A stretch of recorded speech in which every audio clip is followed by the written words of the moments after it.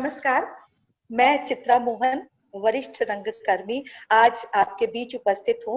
और बहुत ही हर्ष की बात है कि आज हम जिस लिए उपस्थित है उसका एक बहुत ही महान कारण है, और वो है भारतेंदु हरिश्चंद्र जी की जयंती। चूंकि भारतेंदु नाट्य अकेडमी भारतेंदु हरिश्चंद्र जी के नाम पर ही रखी गई है, और लगातार अपने स्थापना काल से लेकर आज तक हम हमेशा कुछ न कुछ कार्यक्रम भारतेंदु जयंती के अवसर पर करते आए हैं। तो मैं आप सभी का परिचय भी कराना चाहूंगी, और उसके पहले आप सबका औपचारिक स्वागत भी करना चाहती हूँ। तो चलिए आज चलते हैं अपनी गोष्ठी की ओर। और अब मैं स्वागत करती हूँ आधुनिक हिंदी के प्रणेता और मूर्धन्य साहित्यकार भारतेंदु हरिश्चंद्र जी की जयंती पर आप सभी सुधी जनों का, गणमान्य अतिथियों का हार्दिक स्वागत और अभिनंदन है हमारी भारतेंदु नाट्य अकेडमी की ओर से। और बहुत हर्ष की बात है कि भारतेंदु नाट्य अकेडमी से निकले हुए वो तमाम छात्र जो आज बहुत ही बड़े बड़े मुकाम पर स्थापित हो चुके हैं, डॉक्टरेट ली है, रंगमंच कर रहे हैं, लिख रहे हैं, अभिनय कर रहे हैं, और उसके साथ साथ ही हमारे लखनऊ और लखनऊ के बाहर के भी बहुत सारे वरिष्ठ रंगकर्मी जिनको देख करके कितनी पीढ़ियों ने बहुत कुछ सीखा है, वो भी आज हमारे बीच हैं। लेखक हैं और अभिनेता हैं, निर्देशक हैं, वो भी हमारे बीच उपस्थित है। मैं अभी धीरे से उनका नाम भी आपको बताऊंगी। तो मैं सबका तहे दिल से अपनी भारतेंदु नाट्य अकेडमी की ओर से बार बार प्रणाम करते हुए स्वागत करती हूँ, और आपको बताती हूँ कि हमारे भी जो लोग उपस्थित हैं उसमें भारतेंदु हरिश्चंद्र जी के वंशज के भी एक वार्ताकार और साहित्यकार हमारे बीच उपस्थित हैं। तो मैं आदरणीय डॉक्टर उर्मिल कुमार थपलियाल जी, दीपेश चंद्रा जी, राकेश पांडे जी, विभांशु वैभव जी, राजेश कुमार जी और डॉक्टर कुलीन जोशी जी, आप सबका हार्दिक स्वागत और अभिनंदन करती हूँ। आपको मैं बताना चाहूंगी कि आज इस गोष्ठी का जो आयोजन किया जा रहा है उसका विषय हम लोगों ने रखा है आधुनिक हिंदी साहित्य के समसामयिकता बोध पर भारतेंदु की रंग दृष्टि। मैं एक बार फिर से बोलती हूँ, यह विषय आधुनिक हिंदी साहित्य के समसामयिकता बोध पर भारतेंदु की रंग दृष्टि। तो आज इस विषय पर हमारे बीच अपने अपने विचार रखने के लिए, जैसा मैंने आपको बताया, हमारे सारे गणमान्य उपस्थित हैं। और मैं सबसे पहले सारे पंचों की राय के अनुसार अपने वरिष्ठ लेखक, निर्देशक, अभिनेता और पत्रकारिता करने में इतने उत्कट विद्वान हमारे डॉक्टर उर्मिल कुमार थपलियाल जी का स्वागत करती हूँ, और चाहूंगी कि हम सब की ओर से आज इस गोष्ठी का सूत्रपात करें, आरंभ करें और अपने विचार रखें। आदरणीय डॉक्टर उर्मिल कुमार थपलियाल जी, आपका बहुत बहुत स्वागत है। सबसे पहले तो आप सभी संचालकों और आयोजकों को मेरी बहुत बहुत बधाई कि आपने एक ऐसे रंग संवाद की शुरुआत की है ताकि हमारी आपस में निरंतरता बनी रहे। समय ऐसा है कि न कहीं प्रस्तुतियां हो पा रही हैं, लेकिन कम से कम ऐसे आयोजनों से रंग चिंतन और रंग मनन को बड़ा श्रेय मिलता है। तो मैं आगे न जाकर अपने विषय पर आता हूँ। इसकी कुल अवधि 7 या 8 मिनट है, और मेरा विषय है आधुनिक हिंदी साहित्य में समसामयिकता बोध पर भारतेंदु की रंगमंचीय दृष्टि। मैं शुरू कर रहा हूँ। आधुनिक हिंदी साहित्य में समसामयिकता बोध पर ही भारतेंदु हरिश्चंद्र का पूरा कृतित्व आधारित है। उनकी आधुनिक रंग दृष्टि ने ही हमारे रंगमंच को अपना विश्लेषक और अन्वेषक का स्वरूप बनाया। भारतेंदु का पूरा साहित्य ही लगभग नाट्य लेखक का ही साहित्य है। आज भी रंगमंच में वैचारिकता का श्रेय भारतेंदु हरिश्चंद्र को ही जाता है। जहाँ तक भारतीय नाट्य साहित्य में समसामयिकता के प्रभाव की बात है, तो भारतेंदु से भी हिंदी में गैर पेशेवर नाटकों की शुरुआत होती है। उनका यह विचार सन 1857 की क्रांति से प्रभावित था, और इसी से प्रेरित होकर भारतेंदु ने 1875 में सत्य हरिश्चंद्र, 1876 में भारत दुर्दशा और 1881 में अंधेर नगरी जैसे नाटक लिखे। भारतेंदु पर बंगला के दीनबंधु मित्र के नाटक नील दर्पण का भी प्रभाव रहा। रंगमंच की परिवर्तनकारी शक्तियों को पहचान कर भारतेंदु ने न केवल अपनी नाट्य मंडली बनाई, बल्कि विभिन्न स्थानों पर उनके अनेक प्रदर्शन भी किए। अगर हम 19वीं सदी के उत्तरार्ध में की गतिविधियों के ब्यौरे में जाएं, तो उनके नाटक इप्टा के नाटकों की तरह भी जन जागृति से बहुत ही प्रभावित थे। सर्वसाधारण को जागरूक कराने के उद्देश्य से अपने नाटकों में उन्होंने जनपदीय भाषाओं और बोलियों का प्रयोग किया।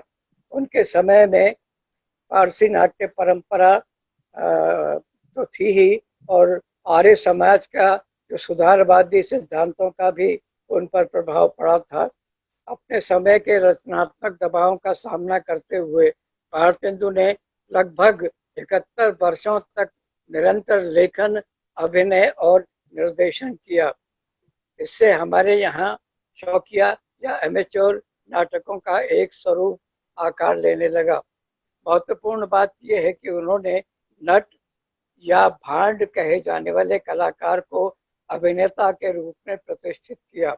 उन्होंने स्वयं 1868 में हिंदी के पहले कहे जाने वाले नाटक जानकी मंगल में अभिनय किया। इसके लेखक सीता प्रसाद त्रिपाठी थे। 1870 में उन्होंने अपना नाट्य दल बनाकर व्यावसायिक रंगमंच की स्थापना की। उनके नाट्य दल का नाम कविता वर्धिनी था। 1883 में उन्होंने नाटक अथवा दृश्य बोध, उसको वो कहते थे, उसे लिखकर नाट्य चिंतन का प्रारंभिक स्वरूप को आकार भी दिया।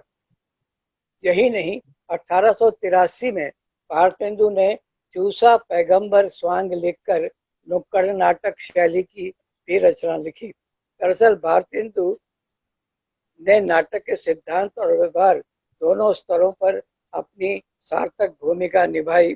आज का पूरा समकालीन रंगमंच इसी का विस्तार है, जिसमें भारतेंदु जी की प्रयोग धर्मिता के प्रभाव भी शामिल हैं। भारतेंदु का युग एक तरह का पुनर्जागरण का युग था। भारतीय आधुनिकता का प्रवेश भी इसी काल में हुआ। भारतेंदु ने ही भारतीय समसामयिकता को सार्थकता सिद्ध करने का महत्वपूर्ण काम किया। भारतेंदु के बाद 19वीं सदी के अंतिम दशकों में पंडित माधव शुक्ल जैसे नाट्य लेखकों ने उस परंपरा को आगे बढ़ाया।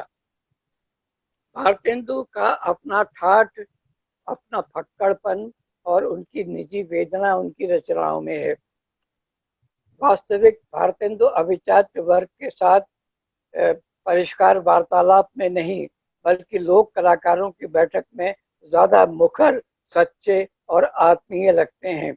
उनकी करुणा बिल्कुल दिखावे की नहीं है।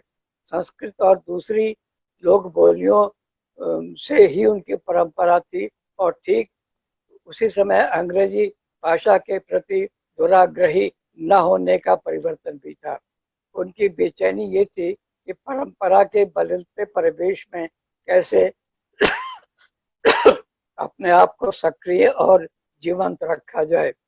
आधुनिकता के दबाव के आगे परंपरा में क्या क्या अनुकूल परिवर्तन किए जाने चाहिए।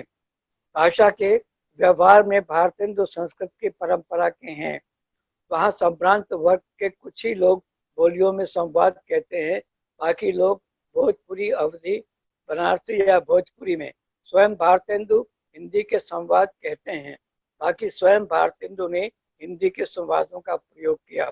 संस्कृत नाटकों में भी निम्न वर्ग के लोगों के लिए प्राकृत ही स्वीकार्य थी, संस्कृत नहीं। सामान्य जन के प्रति भारतेंदु की आत्मीयता उनकी सबसे बड़ा गुण था। उनके एक नाटक में नट पूछता है, हे नटी, सच सच बता, तूने क्या देखा? तो नटी कहती है, मैंने जनता के कवि को जनता होते देखा। तो इस प्रकार अपने आप को जनमानस से जोड़ते रहने का प्रयास भारतेंदु का सर्वाधिक महत्वपूर्ण काम है। भारतेंदु के बहुमुखी और आकर्षक व्यक्तित्व के प्रति मेरा लोभ भी कुछ कम नहीं रहा। हिंदी भाषी जन का राष्ट्रीय स्वाभिमान जगाने, उनके साहित्यिक और सांस्कृतिक चेतना को युग के अनुकूल विकसित करने वालों में वे अग्रणी थे।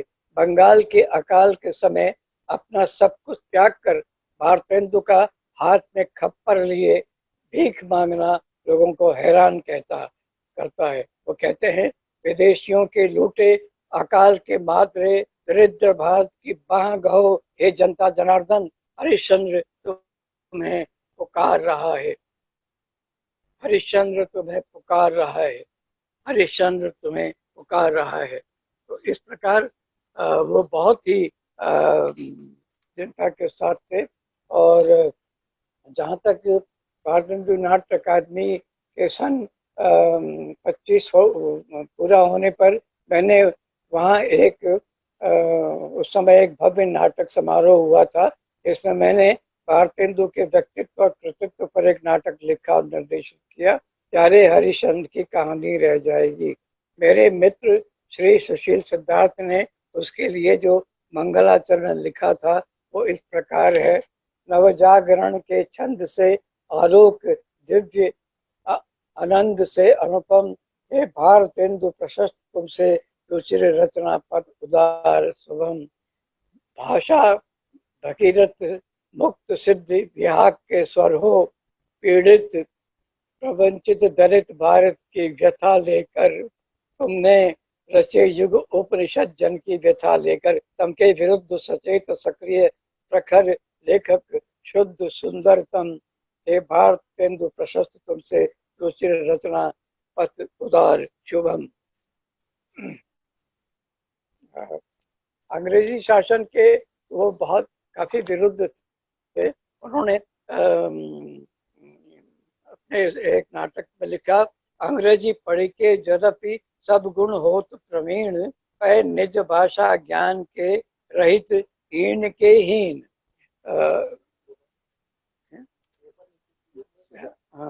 भारतेंदु ने तत्कालीन साहित्य में मुर्कियां भी खूब लिखी। ये विधा दरअसल अमीर खुसरो के समय से प्रेरित उनकी उनकी उनकी मुर्कियां हैं।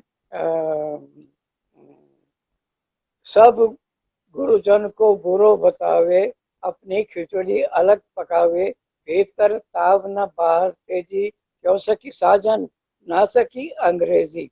एक और सुनो, भीतर भीतर सब रस चूसे, हंसिया हंसी हंस के तन मन को चूसे, जाहिर बातन में अति तेज, क्यों सकी साजन नहीं सकी अंग्रेज।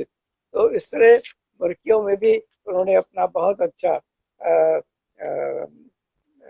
रामनगर की रामलीला में भारतेंदु ने लक्ष्मण की भूमिका भी की थी।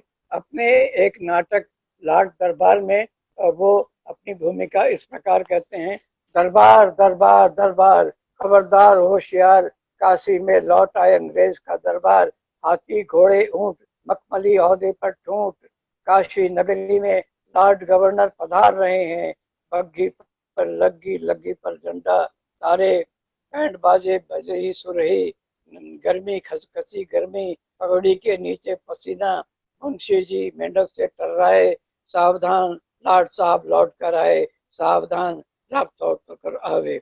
अब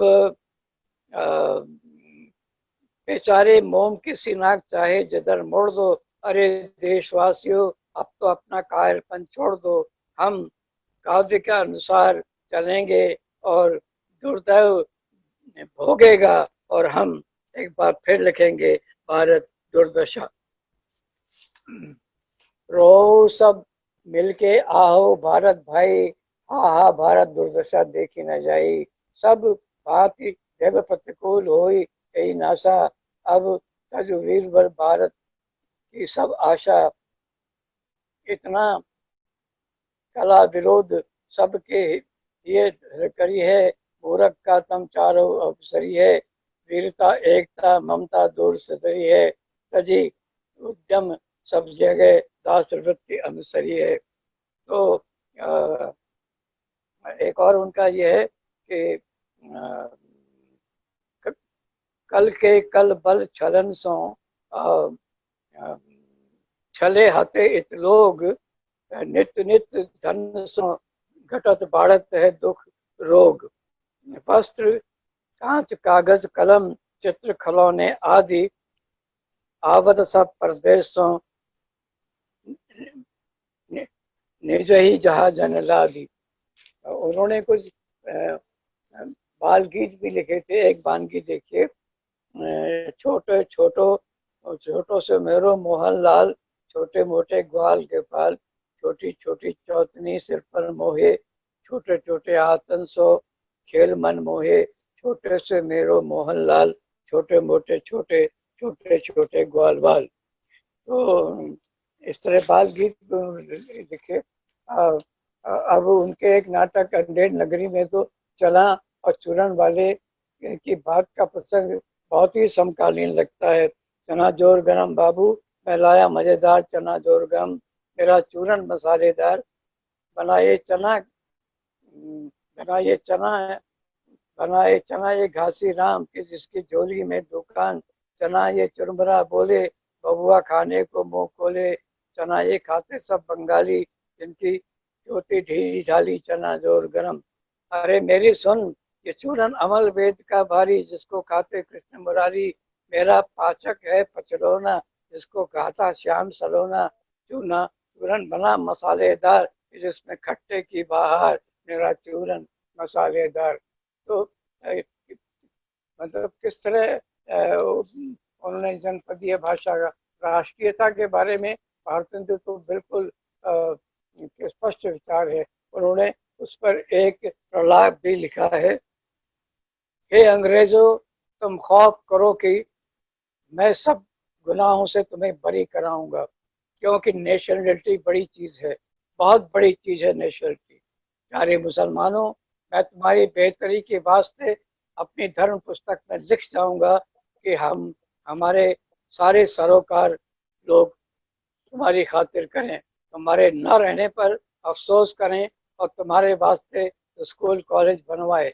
मेरे हिंदू भाइयों, ये वो देश है जो ईश्वर के क्रोध रूपी अग्नि से जल रहा है और जलेगा।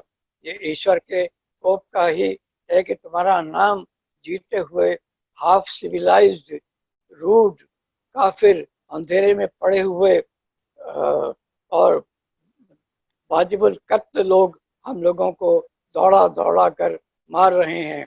मुझ पर ईमान लाओ दोस्तों, मेरा दाहिना हाथ तुम लोगों के सामने उठा है, ये खुदा का हाथ है, ये खुदा का हाथ है। उन्होंने कुछ गजलें भी लिखी।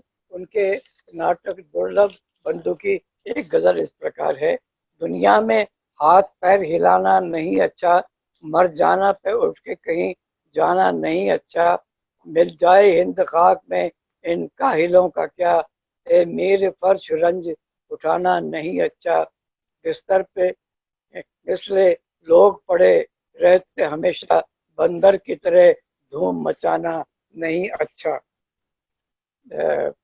मेरे जो प्रिय मित्र जो सुशील सिद्धार्थ है, जिन्होंने मंगलाचरण लिखा था, उसका भरत वाक्य भी एक बार फिर सुन लीजिए कि जन मन गगन विराजत देश जग जग अवतारे, भारतेंदु हरिचंद कलानिधि जग उजियारे, उठी लेखनी जुग बदला जगमग दिन आयो, भगत ज्ञान और प्रेम त्रिवेणी सरस बहायो, जाति धर्म के ऊंच नीच को भेद मिटायो, जहर पियो मूल जनहित अमृत घट झरकायो, रंग न गरूर गरूर नहीं रही प्रिय दीन दुखारे, हिंद के सिरमौर हिंद के परम दुलारे, जनगण गगन विराजत देश जगा मन मारे, भारतेंदु हरिश्चंद्र कलानिधि जग उजियारे।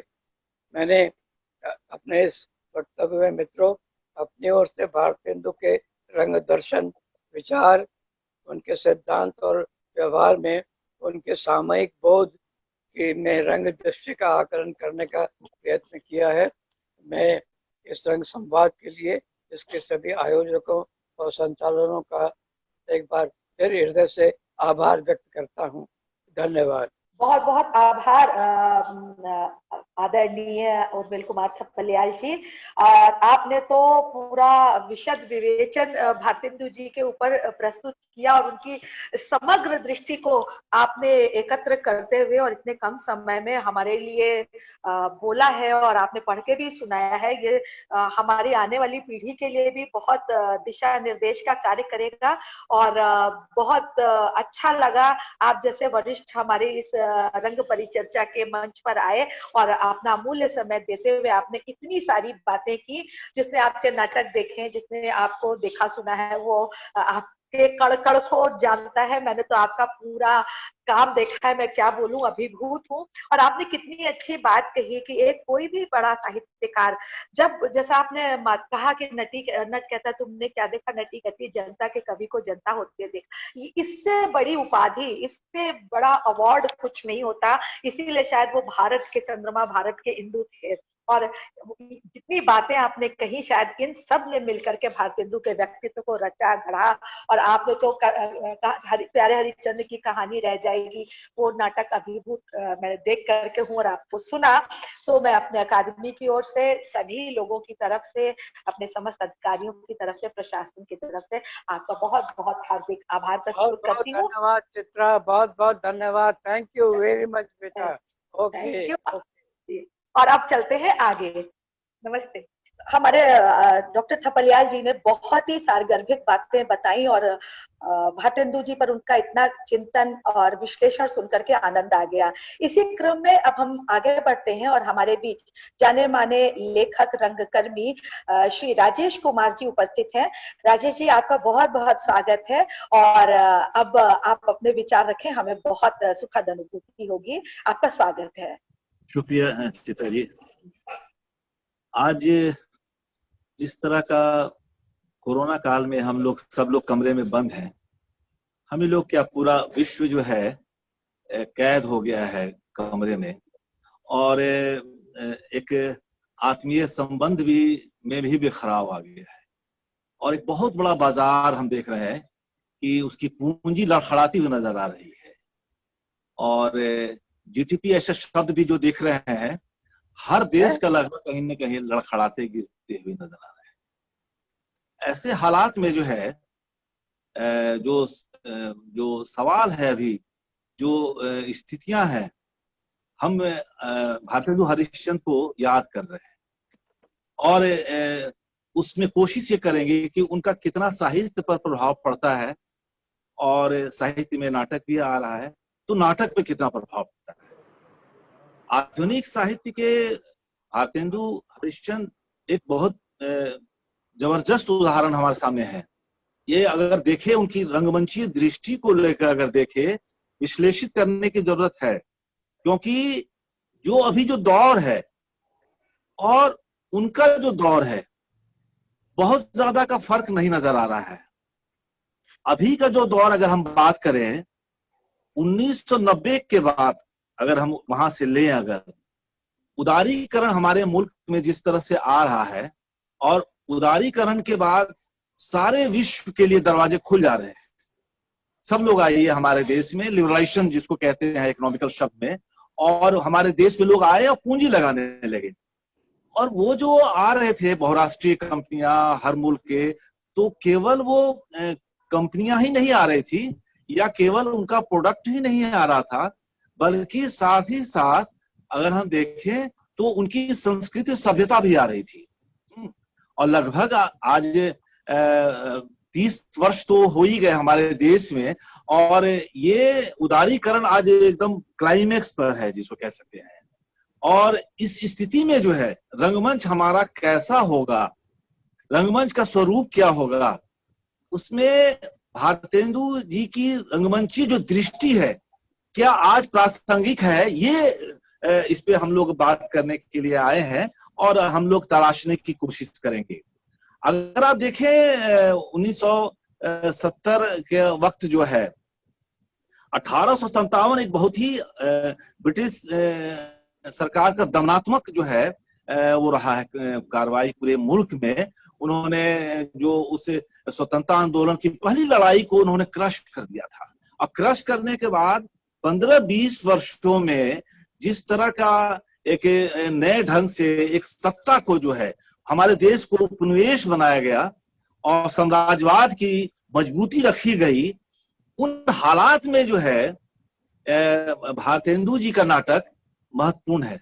वो किस तरह से नाटक लिख रहे हैं, क्योंकि अभी का जो माहौल देखें, अगर बहुत सारे लोग सच लिखने से बच रहे होंगे, है ना। अभी समसामयिकता की बात करें आधुनिक साहित्य के नाटकों में, तो लोग ये बातें आ रही हैं कि मीडिया धीरे धीरे एक बहुत ही चारण की भूमिका में है, और चारण की भूमिका में आकर सच को कहीं ना कहीं छुपाने की कोशिश कर रही है।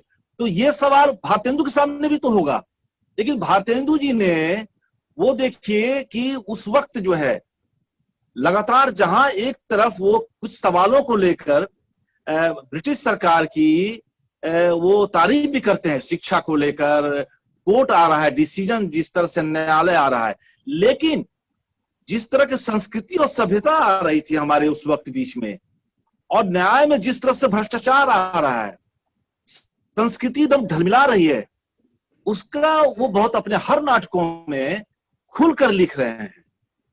और देखिए उस वक्त का जो हमारे भारतीय रंगमंच की जो शैली थी, अगर देखें तो 1780 के बाद हमारे देश में पाश्चात्य रंगमंच जो आया था, वो पूर्ण रूप से अंग्रेजों को खुश करने के लिए एक यथार्थवादी शैली ही थी।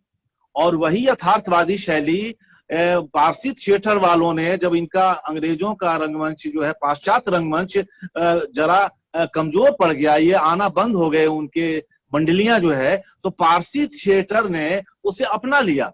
और पूरे पारसी थिएटर में आप देखें तो वही पाश्चात्य विचारधारा संस्कृति को शुरुआती दौर में तो बहुत ज्यादा था, बाद में भले पारसी थिएटर में हम देख रहे हैं कि उसमें राष्ट्रीय चेतना का भी अंश आने लगे थे, लेकिन शुरुआती दौर में ये बहुत ही क्या कहते हैं, एक सत्ता के संरक्षण में और सत्ता के भक्ति में लगा हुआ था, जिसका भारतेंदु जी ने विरोध भी किया था। एक बार एक नाटक को देखते हुए पारसी थिएटर में, जिसमें राम ठुमकते हुए दिख रहे हैं, सीता ठुमकते हुए दिख रहे हैं, तो वो छोड़ के चले आए थे। और तब उन्होंने कहा था कि हमारे देश का रंगमंच इस तरह का नहीं होगा, हमारी जो दृष्टि होगी, रंगमंची दृष्टि, उस तरह की नहीं होगी। यथार्थवादी शैली आज भी ये देख लीजिए, 100 साल के बाद भी अगर देखें, अगर 150 साल भी, वो कहीं ना कहीं पाश्चात्य यथार्थवादी शैली है किसी न किसी रूप में। लेकिन उनकी जो शैली थी, रंगमंचीय दृष्टि जो थी भारतेंदु जी की, वो हमारी कहीं से आयातित नहीं थी, वो हमारे जनमानस के बीच का था। और उनके सारे नाटक देखिए, जिससे लोग बहुत क्या कहते हैं, लोग आज भी, मैं कह रहा हूं, आज भी किसी नाटककार के सामने ऐसे विषय उठाने की चुनौती होगी, वो जो सवाल उठाते हैं, चाहे अंधेर नगरी, वैदिकी हिंसा हिंसा न भवती, विषयोद्धतम, भारत दुर्दशा, सत जाते गोपाल की, सत्य हरिश्चंद्र, और एक अधूरा नाटक रह गया है उनका, पाखंड विडंबन। तो ये जो विषय है, माने अगर 7-8 नाटक पे ही अगर बात करें, तो इन नाटकों का जो विषय है वो कहीं वो भ्रष्टाचार के मुद्दे को उठाते हैं, जाति जो आज हमारे समाज में बहुत अहम है, और क्या कहते हैं, दलित रंगमंच के बहाने ये फिर से उभर के आया है कि हमारी हिस्सेदारी भी चाहिए, हमारे वंचितों का भी रंगमंच चाहिए।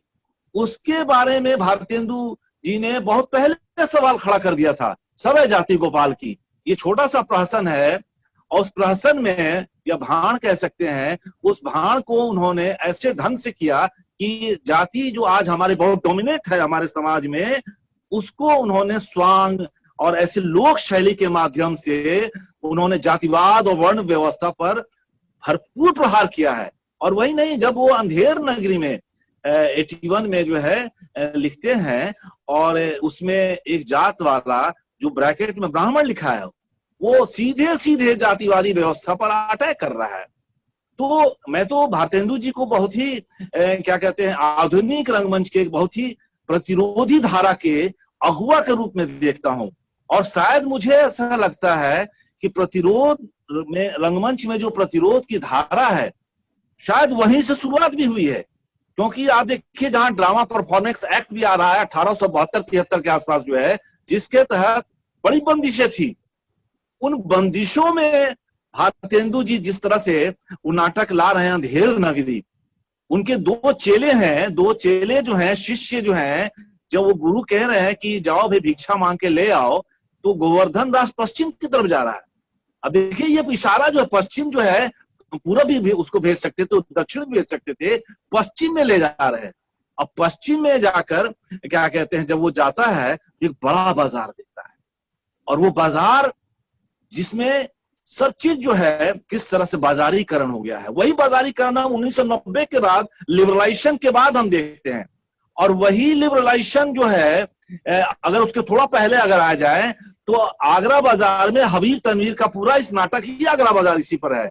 आगरा बाजार नाटक शुरू से लेकर अंत तक बाजार को दृश्य को है। तो वो बाजार खड़ा करते हैं भारतेंदु जी कई साल पहले, और खड़ा करके उसमें कई सवाल खड़ा करते हैं कि उसमें न्याय भी वही टके से है, सब कुछ ये है। तो भारतेंदु जी का जो है इस नाटक के बहाने, अंधेर नगरी के बहाने, लोग कहते हैं कि किसी समीक्षक का कहना है कि ये बिहार के जमींदार पर वो केंद्रित करके लिखा गया नाटक है, लेकिन ये केवल उन पर केंद्रित नहीं है।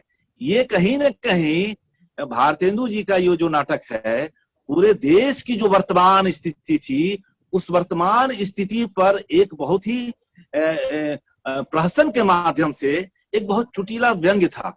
और इसके लिए जो उन्होंने जो तकनीक इस्तेमाल की, विषय इस्तेमाल किया, जो दृष्टि थी, वो मुझे लगता है कि दृष्टि सालों साल तक आज भी उसकी धारा अभी कहीं न कहीं बरकरार है। आज भी हम शहरी रंगमंच भले जुड़ा हुआ हो, क्या कहते हैं, आपके यथार्थवादी और पाश्चात्य का जोर है, लेकिन अभी भी आप देखेंगे हबीब साहब जो नाटक करते हैं, हबीब साहब के नाटक की बुनियाद में ही ये भारतेंदु हरिश्चंद्र है कहीं न कहीं। और उसकी कई जो प्रतिरोध की धारा जो इस सिस्टम में उन्हें लग रहा है कि बहुत भ्रष्टाचार है, बहुत जातिवादी फैला हुआ है, असमानता है, गैर बराबरी है, कई तरह की क्या कहते दुर्दशा है, उस दुर्दशा को उन्होंने बहुत ही जिस ढंग से भारतेंदु जी ने रखा अपने नाटकों में, एक नाटक में केवल नहीं, आधे दर्जन से ज्यादा नाटकों में, वो बड़ी हिम्मत की दाद है कि उस ब्रिटिश सरकार जहां उनकी नजर रहती थी हर एक चीज पर, प्रेमचंद की कहानियों को उन्होंने बैन कर दिया था कहानियों को लेकर। तो इन्होंने बहुत पहले से ही जो है क्या कहते हैं, उन सब पे एक तरह से व्यंग्य के माध्यम से जो भारतेंदु जी ने जिस तरह से सवाल को उठाया है, मुझे लगता है कि वही परंपरा आजादी के बाद वो बाजार बदलता हुआ दिखता नहीं है। तभी वो फिर से हबीब तनवीर को आगरा बाजार से लिखने की जरूरत पड़ती है, और वही बाजार है जिसमें हबीब भारतेंदु जी का बाजार दिख रहा है। और बाद में इतने वर्षों के बाद अगर हम देखें तो उदारीकरण के बाद, लिबरलाइजेशन के बाद जो बाजार हमारे सामने आज है कि आज हमारा खाना आज हम बाजार में नहीं जा रहे हैं, बाजार ही हमारे घर में आ गया है, जोमेटो आ रहा है, और कई क्या कहते हैं सब सामान, आप जिस चीज को सामान कहिए आपके घर में आ जा रहा है।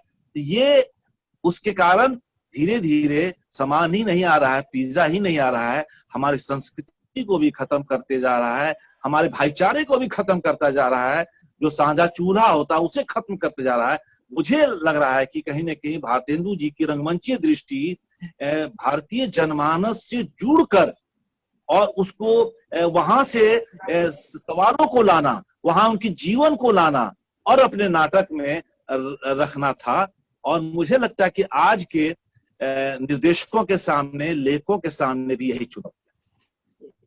बहुत बहुत बहुत स्वागत है राजेश जी, आपने इतनी अच्छी बातें करी और आनंद आ गया है। बहुत सही बात आपने कही कि भारतेंदु के जितने भी नाटक हैं, जैसे आपने नाम लिया, चाहे वो अंधेर नगरी हो या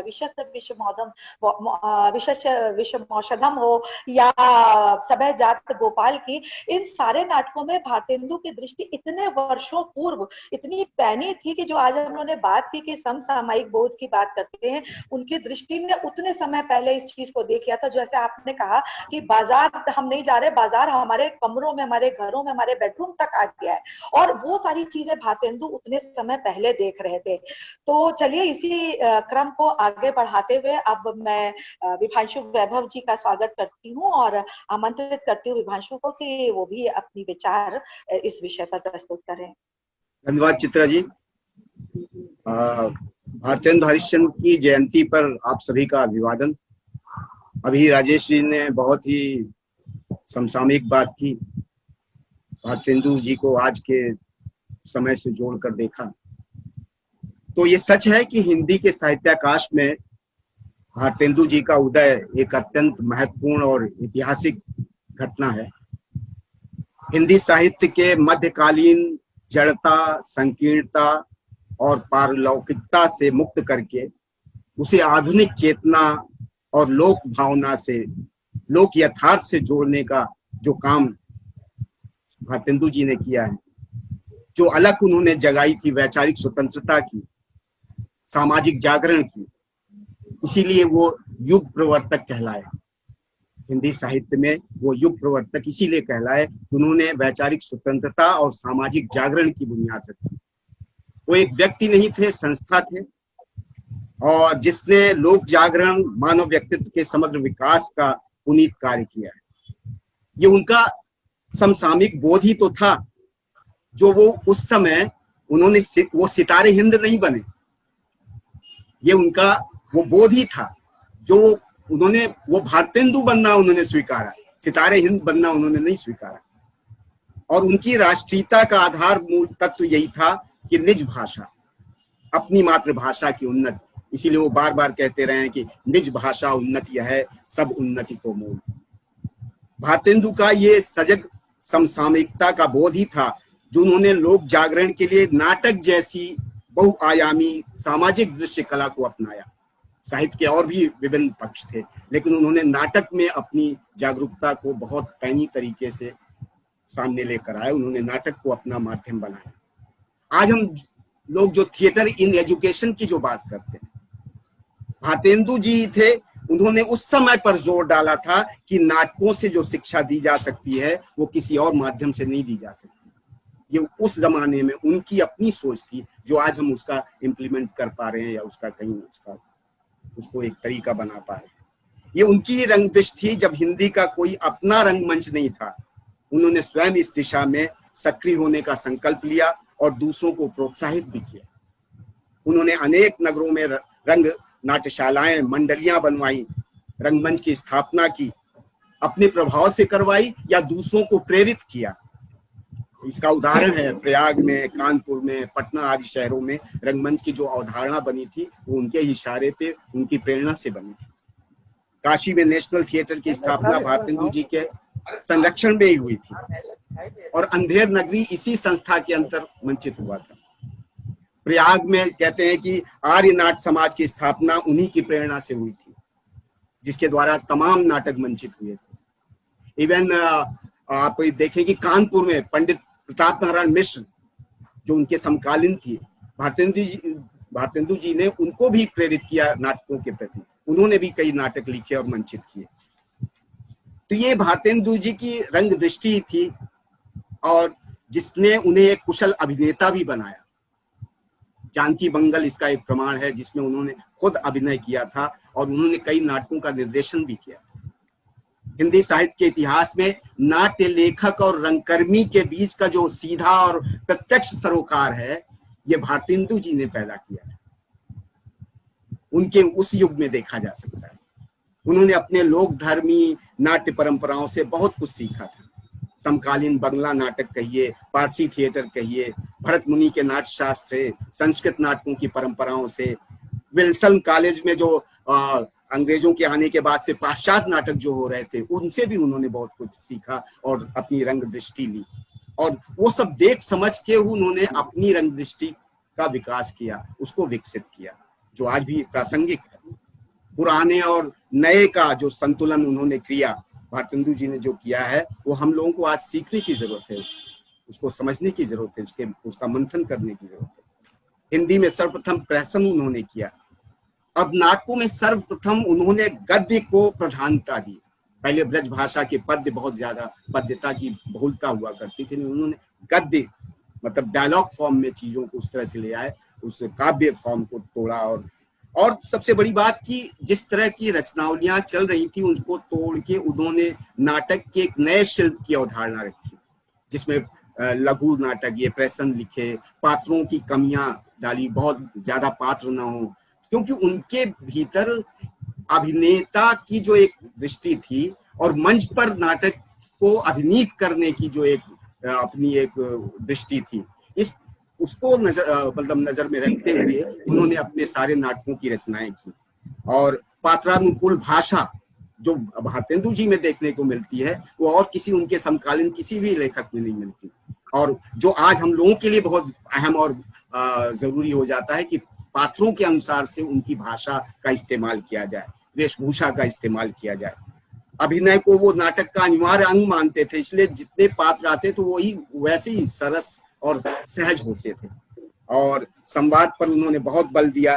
तो मैं आज उनके कथानक शिल्प और उसकी बात न करके, चरित्र चित्रण की बात न करके, मैं संवाद की बात करना चाहता हूँ। तो उनके संवादों में जो सरल सुबोध सजीव बातें आई हैं, जैसे वैदिकी हिंसा न भवती में, प्रेम जोगिनी में, सती प्रताप में।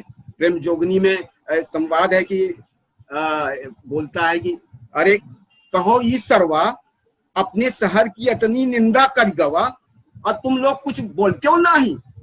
अब देखिए ये लोक भाषा, ये लोक बोली का जिस तरह से उन्होंने अपने नाटकों में इस्तेमाल किया है, वही सहजता आज हमें उनको प्रासंगिक बनाती है। आज भी अंधेर नगरी क्यों खेलते रहते हैं, क्योंकि उसमें कथानक तो है ही है, लेकिन जिस तरह का चित्रण किया गया, जिस तरह से बोली और भाषा का इस्तेमाल किया गया, वो बहुत ही अर्थवान है।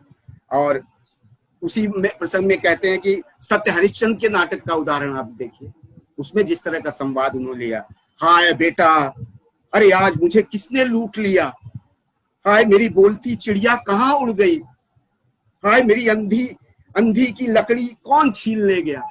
अब ये जो मर्म स्पर्शी संवाद है, जबान पे जो चढ़ जाते हैं, आज यही होता है ना, एक्टर कहता है कि इतने सरल संवाद हैं कि जबान पे चढ़ जाते हैं, उसका भाव आप उस तरह से निहित करके आप उसका अभिव्यक्ति देते हैं। तो ये सारी खूबियां भारतेंदु जी में थी।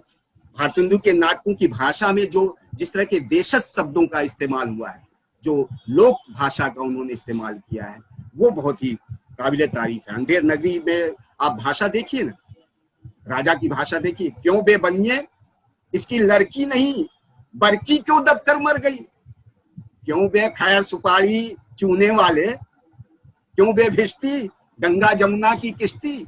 देखिए ना आप भाषाई मतलब सौंदर्य देखिए आप। भारतेंदु इसलिए भाषा के ज्ञाता थे, वो भाषा के पंडित थे, और लोक प्रचलित मुहावरों का, शब्दों का, लोकोक्तियों का जो उन्होंने इस्तेमाल किया, आज हम वही विविधता तो छोड़ रहे हैं, हम भूल गए हैं हमारी मुहावरे कौन से हैं, हमारी लोकोक्तियां कौन सी, हमारी लोक बोली कौन सी। हम अपनी बोली से दूर हो रहे हैं, हम अपनी बोलियां होते चले जा रहे हैं। उनके नाटकों में जो अभिनय तत्व थे वो बहुत ही कमाल के थे, और वो अभिनय संकेत भी अपने नाटकों में दिया करते थे कि जैसे कि निर्लज्जता दुपट्टा गिराती हुई आती है, ब्रैकेट में लिखा है, भारत दुर्देव नाचता गाता प्रवेश करता है। ये अभिनय संकेत उन्होंने उस जमाने में दिए थे। और उनके सारे नाटकों में आप वेशभूषा की बात समझ सकते हैं, ध्वनियों के संकेत आपको मिलेंगे, प्रकाश व्यवस्था की बात वो करते हैं, मंच व्यवस्था की बात करते हैं, सबका निर्देश भारतेंदु जी ने अपने नाटकों में दिया।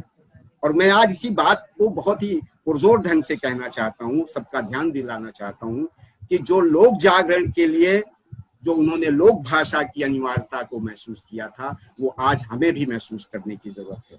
साहित्य को, नाटक को लोक सुलभ बनाने के लिए भारतेंदु जी ने क्या नहीं किया था। संस्थाएं बनाई थी, व्याख्यान दिए थे, हिंदी साहित्य लिखा था, लिखवाया था, अनुवाद किए थे, लोगों को अनुवाद करवाया, खुद भी अनुवाद किए, पत्रिकाएं निकाली, मतलब तन मन धन से उन्होंने जो हिंदी की सेवा की और नाटकों के लिए जो समर्पित रहे हैं, वो बिल्कुल मतलब बधाई की बात है। और हम लोगों को उससे सीखने की जरूरत है आज के इस दौर में। वही जैसा कि राजेश जी अभी कुछ देर पहले कह रहे थे कि समय वही था, 1857 के बाद से, क्रांति के बाद अंग्रेजों का जिस तरह से आना जाना शुरू हो चुका था, जिस तरह से ज्ञान विज्ञान की बातें आ रही थी, जिस तरह से तकनीकियां बढ़ रही थी, जिस तरह से बाजार बढ़ रहे थे, लेकिन उस वक्त भी उन्होंने उस सारी चीजों को देखते हुए अपनी गरिमा, अपनी अस्मिता को बचाए रखने की जो बात की थी, वो बहुत अहम बात है। तो हमें आज ये संकल्प लेना चाहिए कि अपनी बोली, अपनी भाषा, अपनी परंपरा पर हम कैसे लौटे। ऐसे ही बिल्कुल इसी तरह के समय में भारतेंदु जी ने जो अलख जगाई थी, आज हम लोगों को अपनी अलख जगाने की जरूरत है, कि अपनी भारतीय अस्मिता को बचाने की जरूरत है। आज हमें अपने भारतीय गौरव और स्वाभिमान को बचाने की जरूरत है। यही सच मायने में भारतेंदु जी के लिए हम सबका अभिवादन और समर्पण होगा। धन्यवाद। बहुत बहुत बहुत आभार विभांशु, बहुत अच्छी बात कही। और जैसा कि राजेश जी ने कहा, उर्मिल जी ने कहा और आपने कहा, सचमुच में अगर दृष्टि डालें तो ये देखिए कि भारतेंदु जी की दृष्टि केवल कथानकों पे नहीं थी, वो अपने समय में बैठे हुए बहुत आगे को देख रहे थे। और साथ साथ उनका एक मत ये भी था कि नाटक जैसे बात अगर हम करते, साहित्य तो उन्होंने अपार लिखा, जिसके बारे में बताया आपने कि कोई भी विधा थी जो नहीं छूटी, लेकिन केवल पुस्तकों तक ही न रह जाए। उनका मानना था कि नाटक केवल लेखन की नहीं, मंचनीय दृष्टिकोण से भी बहुत आवश्यक है। और इस बात को रखते हुए, चाहे वो कथा शिल्प हो, चाहे शिल्प का कौशल हो, भाषा हो, विन्यास हो, बोली हो, मुहावरे हो, लोकोक्तियां हो, देशजता हो, सारी चीजों की बानगी भारतेंदु जी ने अपने समग्र साहित्य में पिरो के रख दी। आज हम कहीं से भी अगर एक नुक्ता उठाते हैं तो उसका पूरा विस्तार भारतेंदु जी के भीतर मिलता है, उनकी शख्सियत में, उनकी लेखन में, उनके समस्त साहित्य में।